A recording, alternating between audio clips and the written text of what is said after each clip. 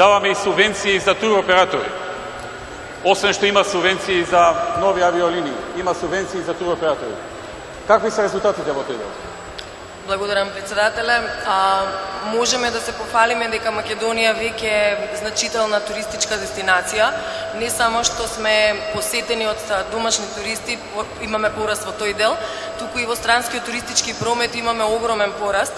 Минатата година, една од потешките години, забележивме пораст од 14%.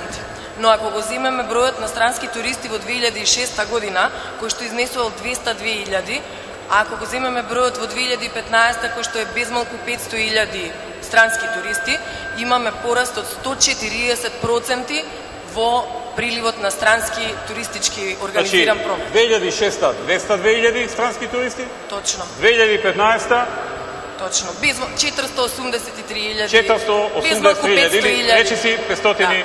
Да. 140% раст во однос на странскиот туристички 140% раст, одлично. Така е. Дава ефекти. Ова што го правиме дава ефекти.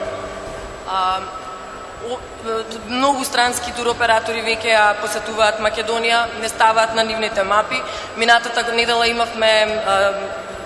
имавме пријава од израелскиот туроператор дека ќе почне да лета за Македонија. Букинзите се веќе во тек. Букирањето на Македонија е во огромен обем и она што на што сега моментално работиме е промоција на нашите капацитети за сместување, односно ќе ни фалат места за сместување ако продолжиме со овој темпо на раст во прометот на туризам. Затоа има интереси за градба на нови хотели, се изградија некои нови хотели. Отчетно. Ова е разликата.